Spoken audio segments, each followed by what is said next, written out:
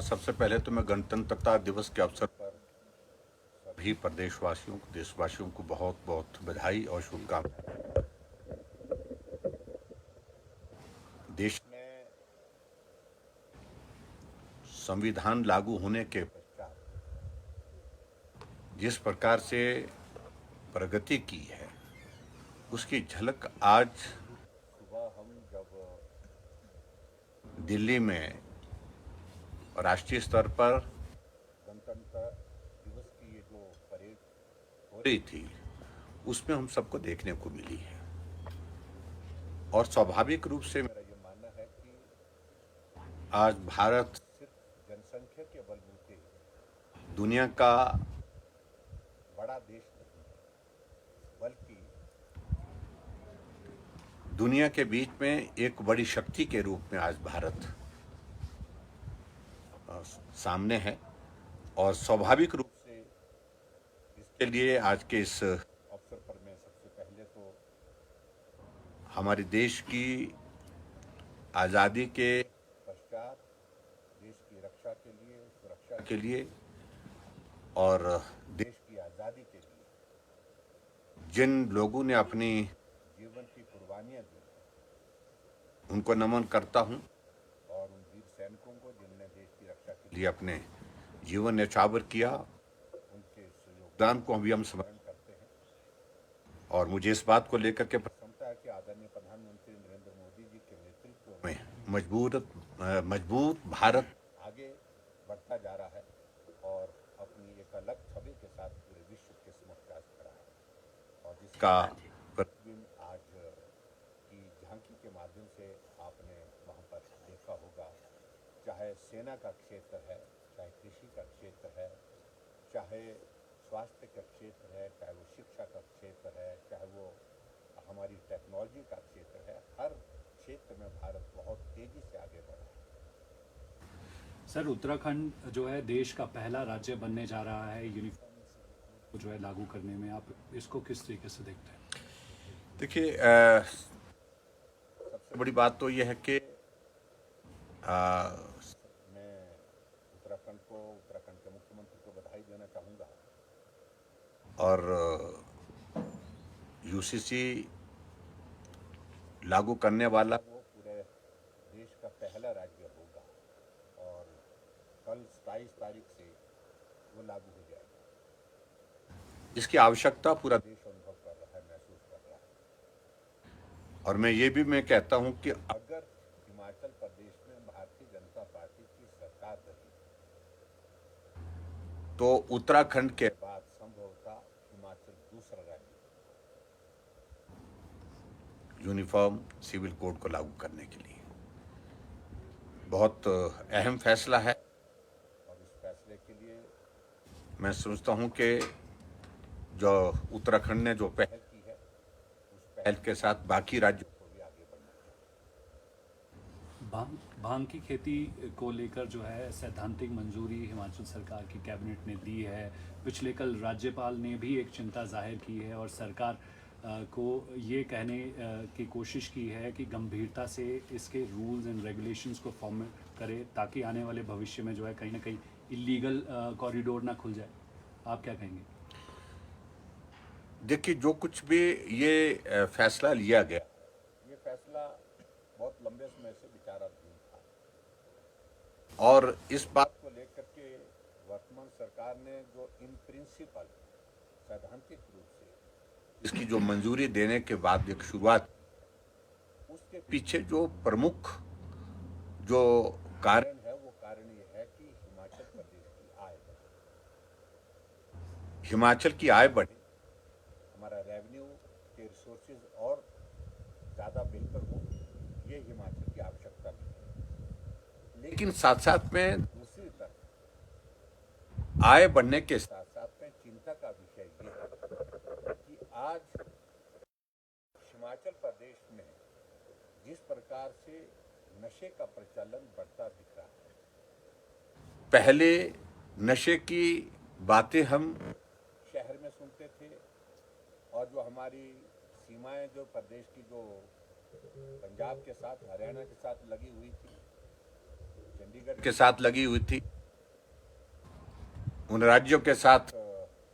वहां पर हम इस बात को सुनते थे, लेकिन आज सुदूर ग्रामीण क्षेत्रों में भी नशे का प्रचलन इस कदर जो है तेजी से बढ़ा है, जो चिंता का विषय है। तो इसलिए इस बात को देखने की आवश्यकता है। अभी तो इन प्रिंसिपल इसकी मंजूरी दी है और उस मंजूरी के बाद जो है सारी चीजें अभी स्पष्ट आना बाकी है। मुझे जो बताया गया, शायद मैं एग्रीकल्चर यूनिवर्सिटी पालमपुर में और उसके बाद हॉर्टिकल्चर यूनिवर्सिटी नौनी में जो है उसकी कंट्रोल्ड एटमॉस्फेयर में जो है इसकी कल्टीवेशन की शुरुआत की जाएगी। और इसके बाद फिर अगला पार्ट जो रहता है प्रदेश भर में, इसको खोलेंगे कैसे, किस प्रकार से इसका दायरा बढ़ाएंगे, वो एक इम्पोर्टेंट एस्पेक्ट है। उसके लिए क्या प्लान है, उस प्लान में क्या इस बात को सुनिश्चित करेंगे कि जो हिमाचल प्रदेश जो नशे की चपेट में आता हुआ हमको बहुत तेजी से बर्बाद होता दिख रहा है, हमारी जनरेशन, हमारी पीढ़ियाँ तबाह होती दिख रही हैं, तो ऐसे में इसका क्या इम्पैक्ट पड़ने वाला है, उसके लिए इफेक्टिव आपके पास मैयर्स क्या हैं, प्लान्स क्या हैं, उन सारी चीज़ों को लेकर क्या भी चर्चा हुई। चिंता का विषय है जो राज्यपाल महोदय जी ने जो बताई है, और हमारी भी चिंता वही है। आप शुरुआत तो कर रहे हैं, अभी तो आपने कहा कि सिर्फ और सिर्फ इसको एग्रीकल्चर और हॉर्टिकल्चर यूनिवर्सिटी में इसके जो है वो एक पायलट प्रोजेक्ट के नाते जो है इसकी शुरुआत करेंगे, लेकिन जब इसका इम्प्लीमेंटेशन पॉलिसी के रूप में बाकी कल्टीवेशन के लिए शुरू करेंगे, तो ऐसी सूरत में उसको किस प्रकार से नियंत्रण में रख पाएंगे, ये एक चिंता का विषय है। कहीं हिमाचल प्रदेश के रेवेन्यू को बढ़ाने के चक्कर में ऐसी स्थिति न पैदा हो जाए कि हिमाचल और भी ज्यादा नशे की चपेट में आकर के बर्बाद हो। इसके अलावा राज्यपाल जी ने जो दवाइयों के सैंपल लगातार फेल हो रहे हैं, उन पर भी चिंता जताई है, आप किस तरह से देखते हैं? नहीं, देखिए, ये तो सचमुच में चिंता का विषय बना ही है। एक तो पहली बात है कि स्वास्थ्य के क्षेत्र में हिमाचल प्रदेश की सरकार ने 2 साल के कार्यकाल में जो भी कदम उठाए, उसमें हिमकेयर को एक तरह का अपाहिज करना, हिमकेयर के अंतर्गत जो पैसा गरीब लोगों के इलाज के लिए मिलता था वो लगभग बंद कर दिया है। आज हिमकेयर के तहत इंसुलिन जैसी जो इंजेक्शन जो शुगर के पेशेंट को लगना बहुत जरूरी होती है लाइफ सेविंग ड्रग्स में, इस तरह से और भी बहुत सारी कैटेगरी, बहुत सारी मेडिसिन की कैटेगरी से जो अवेलेबल यहाँ पर नहीं है, ये चिंता का विषय है। और जो पिछले दिनों एक घटना घटी है, एक बेटी ने जिसका जिक्र किया कि पिता की मृत्यु हुई क्योंकि जो इंजेक्शन उनको लगना था वो इंजेक्शन उपलब्ध नहीं हो पाया। ये हकीकत है, ये सच्चाई है, वो सही मायने में स्वास्थ्य की वर्तमान स्थिति की पोल खोलती है। आपको हमारी योजना हिमकेयर पसंद नहीं है तो उसके बदले में ऑल्टरनेटिव कोई अरेंजमेंट, कोई और योजना शुरू करते हैं। नाम पसंद नहीं है, योजना पसंद नहीं है, लेकिन हर चीज को बंद करना इस तरह से बंद नहीं किया जा सकता है जिस प्रकार से आपने संस्थान बंद किया। और इस प्रकार से अगर हिमकेयर को बंद करने के सिलसिले में अगर आगे आप कदम नहीं उठाते हैं इसको रिस्टोर करने के लिए, तो चिंता का विषय है कि हजारों लोगों की, लाखों लोगों की जिंदगी जो है हिमाचल प्रदेश में खतरे में आ जाएगी। ये मुझे लगता है कि चिंता का विषय है। मुख्यमंत्री को राजनीति से ऊपर उठ करके सोचना चाहिए और खास तौर से मुख्यमंत्री को इस बात को लेकर के संज्ञान लेना चाहिए कि मनुष्य के जीवन से महत्वपूर्ण और कोई चीज नहीं है, जिंदगी सबसे महत्वपूर्ण है। इसलिए जिंदगी बचाने के लिए, स्वास्थ्य की सुविधाओं के लिए जो हिमकेयर का एक योगदान है उसको कंटिन्यू करना चाहिए। ये मेरा समझ है। सर, इंजेक्शन की उपलब्धता के ऊपर स्वास्थ्य विभाग की तरफ से स्पष्टीकरण आया था कि इंजेक्शन उपलब्ध था, परिवार को बार बार संपर्क किया जा रहा था, वो आ नहीं रहे थे, और बेटी के बयानों के ऊपर भी सवाल खड़े किए हैं। नहीं, देखिए, मुझे लगता है कि वो बेटी मैंने देखा, मुझसे मिलने भी आई थी, वो बेटी बहुत छोटी उम्र होने के बावजूद भी परिपक्व है, मतलब ये मजबूत है। और जो बात वो कह रही थी वो बात एक बेटी पिता के खोने के बाद जो भाव उसके थे उसका हमको सम्मान करना चाहिए। मुझे लगता है कि वर्तमान सरकार को इतनी भी संवेदना को समाप्त नहीं करना चाहिए कि वो इतनी बड़ी घटना हो गई उस बेटी के साथ, उस परिवार के साथ, उसके बावजूद बहुत बड़ी चिंता का, यह अमानवीय दृष्टिकोण है, मैं कह सकता हूँ वर्तमान सरकार का जो चिंता का विषय है, और जिसमें एक एक चीज को लेकर के उसने कब पेशेंट एडमिट हुआ था और कब पेशेंट के लिए डॉक्टर ने इंजेक्शन के लिए कहा, और उसके बाद कितने दिन तक वो डॉक्टर के और हॉस्पिटल एडमिनिस्ट्रेशन के साथ इस बारे में बात करते रहे कि आप उपलब्ध कराइए, नहीं उपलब्ध हो पाया, कहा कि प्राइवेट खरीदना है तो खरीदिए, तो उसके लिए इंतजाम करने लगे, और उसके बाद जब उपलब्ध नहीं हो पाया, ये इतना घिनौना मजाक जो है एक तरह का हुआ। 3 तारीख को उस पेशेंट की, उस बेटी के पिता की मृत्यु हो जाती है, और 6 तारीख को बताया जाता है कि आप आइए, अब आप जो है वो इंजेक्शन लेकर के जाइए। इससे बड़ा दर्दनाक के साथ अमानवीय दृष्टिकोण सरकार का कोई हो नहीं सकता है, और उसके बाद राजनीति करने की बात और इस प्रकार की जो बातें उस बेटी के बयान पर जो कही जा रही हैं, मैं समझता हूँ बहुत दुर्भाग्यपूर्ण। मुख्यमंत्री जो है दिल्ली प्रवास पर निकलने वाले हैं। कल से दिल्ली विधानसभा चुनावों में बतौर स्टार प्रचारक जो है कमान संभालेंगे, उनका दौरा किस तरीके से देखते हैं? देखिए, मेरी जानकारी के मुताबिक तो वो दिल्ली नहीं, वो तो मध्य प्रदेश में जा रहे हैं, और उनकी कोई पार्टी की योजना है, पार्टी का कोई कार्यक्रम है, कोई यात्रा शुरू करने वाली, संविधान यात्रा, कोई उस तरह के कार्यक्रम में वो शामिल होने जा रहे हैं, और मुझे जो जानकारी अभी तक मिली है उसके मुताबिक तो यही है। दिल्ली में प्रचार के सिलसिले में तो कांग्रेस के जो प्रमुख नेता हैं वही दूर हैं चुनाव के प्रचार से, तो ऐसी सूरत में मुझे नहीं लगता है कि दिल्ली के प्रचार से जा रहे हैं, सही मायने में राजनीतिक मकसद के साथ।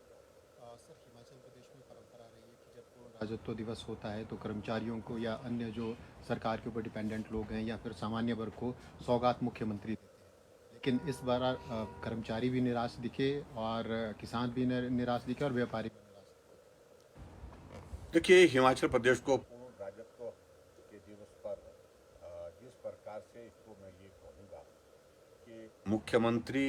का जो भाषण बहुत बड़ा,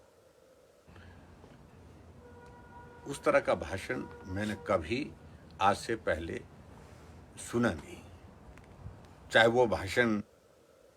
लिखित रूप में उनने सुनाया एक दिन पहले, और चाहे वो उस दिन के कार्यक्रम में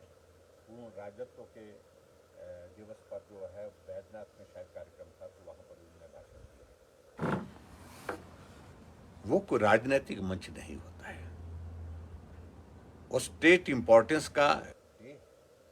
और पूरे हिमाचल प्रदेश के लिए गर्व का विषय है, और उस दिन तो कम से कम राजनीतिक भाषण नहीं देना चाहिए था, लेकिन मुख्यमंत्री का बहुत बड़ा हिस्सा भाषण का भारतीय जनता पार्टी की पूर्व में रही सरकार को कोसने में लगा, भारतीय जनता पार्टी के नेतृत्व के ऊपर वो टिप्पणियां करते रहे, केंद्र की सरकार जो है उसके ऊपर टिप्पणी करते रहे। मैं सोचता हूँ बहुत दुर्भाग्यपूर्ण है, और हमें इस बात को लेकर के खेद है कि 2 वर्ष का कार्यकाल बीतने के बावजूद भी मुख्यमंत्री के पास अभी तक सामग्री नहीं है भाषण के रूप में, जिस पर वो अपनी सरकार की 2 वर्ष की उपलब्धि का जिक्र कर सके। सर, एक सेक्शन है, चाहे वो लंबादार है या फिर पंचायत के जो नए एम्प्लॉयज़ जिनको मानदेय दिया जाता है, उनको अभी तक मानदेय नहीं मिल पाया है बड़ी संख्या में। नहीं, बहुत एक सेक्शन नहीं है, बहुत सारे यहाँ पर हिमाचल प्रदेश में नंबरदारों का सेक्शन है, उनको तो मानदेय नहीं मिल पाया है। इसके अलावा बहुत सारी कैटेगरीज हैं, और जिसमें आउटसोर्स कैटेगरी है, जिसमें उनको सैलरी नहीं मिल पाई, ये बहुत बड़ा चिंता का विषय है। और ये वर्तमान हिमाचल प्रदेश की सरकार की आर्थिक स्थिति के बारे में भी जिक्र करती है, और जो बार बार वादे किए जा रहे हैं, दावे किए जा रहे हैं, हिमाचल प्रदेश 2027 में जो है अपने पांव पर खड़ा होगा, साधन संपन्न प्रदेश होगा, उस दृष्टि से इसकी पोल खुली जा रही है कि आपके पास मानदेय देने के लिए जो छोटे छोटे वर्ग है, छोटे छोटे सेक्शन है, उनके लिए पैसा नहीं है, तनख्वाह देने के लिए पैसा नहीं है। यह सचमुच में बहुत बड़ा चिंता का विषय है। और इसके अलावा मैं एक और बात मैं जरूर कहना चाहूँगा आपके समक्ष कि पिछले दिनों हम देख रहे हैं कि हिमाचल प्रदेश में हत्याओं के मामले इस कदर बढ़े हैं, ये स्थिति ऐसी आ गई है कि कानून व्यवस्था नाम की कोई चीज हिमाचल प्रदेश में आज की तारीख में रह नहीं पुलिस प्रशासन अनावश्यक रूप से जिन चीजों में लगा हुआ है उसमें प्रमुख रूप से चाहे वो मीडिया है, मीडिया के खिलाफ मामले दर्ज करना, विधायक हैं, विधायकों के खिलाफ मामले दर्ज करना, और उसके अलावा मैं ये भी कहना चाहूंगा कि ऐसी चीजों में उलझ करके इन्वेस्टिगेशन के प्रोसेस में, किसी को प्रताड़ित करने के प्रोसेस में एक बार नहीं अनेकों बार घटनाएं सामने आई हैं, और उसके बावजूद हिमाचल प्रदेश में कानून व्यवस्था ठीक हो, इस पर कोई चिंता करने का उनके लिए प्राथमिकता का विषय ही नहीं है। और ये स्थिति बन गई है हिमाचल प्रदेश में, इतनी हत्याएं हो रही हैं, इतने आदमी तो कोविड जैसी बीमारी के कारण भी इतने लोग जो है उस वक्त भी नहीं मरे जितने आजकल जो है हत्याओं की घटनाओं से आदमी की जिंदगी जाती है। ये हिमाचल जैसे प्रदेश के लिए बहुत बड़ी चिंता का विषय है। और मैं एक बात और भी कहना चाहता हूं कि हमारे मामले में भी बहुत सारे कोई एक साइट चला रखी है मुख्यमंत्री के यहाँ से, जिस एजेंसी को इन्होंने काम दिया है, मैं जानकारी प्राप्त करने की कोशिश कर रहा हूँ, जो इनकी पब्लिसिटी के काम को देखती है, वो सारे मामले में हमारे खिलाफ भी कोई एक पेज चलाती है जिसमें हमको रोजाना गाली देती है। हमारी ओर से एक हमारे पार्टी के समर्थक, एक शुभचिंतक ने एफआईआर दर्ज करने के लिए कंप्लेंट की एसपी शिमला के पास, लेकिन कई दिन हो गए अभी तक वो एफआईआर दर्ज नहीं हुई। और मैं मुख्यमंत्री जी से इस बात के लिए जरूर कहना चाहूंगा कि अगर आपके ही मीडिया एजेंसी के माध्यम से वो प्रायोजित कार्यक्रम है तो मेहरबानी करके उसको बंद करें, उसको अवलोकन करें, उसको स्टडी करें। इतना झूठा प्रचार उसमें किया जा रहा है और बहुत घटिया स्तर का प्रचार उसमें हमारे खिलाफ व्यक्तिगत रूप से किया जा रहा है, पार्टी के खिलाफ किया जा रहा है, पार्टी के नेताओं के खिलाफ किया जा रहा है, पार्टी के राष्ट्रीय अध्यक्ष के खिलाफ किया जा रहा है। और उसके बाद जब एफआईआर दर्ज करने के लिए वो मामला बनता है, अभी तक एफआईआर दर्ज क्यों नहीं हुई, ये हम जानना चाहते हैं। क्या हिमाचल प्रदेश में शिमला के एसपी को यही आदेश है कि कोई भी पोस्ट अगर सोशल मीडिया में या दूसरे मीडिया में मुख्यमंत्री या सरकार के खिलाफ आती है, उस पर जरा व्यंग्य आता है, उस पर तुरंत एफआईआर करे, और विपक्ष के नेताओं के खिलाफ व्यक्तिगत रूप से कोई भी टिप्पणी करते रहे, उस पर कोई कार्रवाई नहीं करनी चाहिए। इस प्रकार के आदेश है मुख्यमंत्री इस बात को लेकर के स्पष्ट करें। Thank you. दिवस के क्या संदेश देशवासियों को, और कैसे देखते हैं देश में विकास जो नेशनल थीम भी है, उन तमाम चीज़ों को?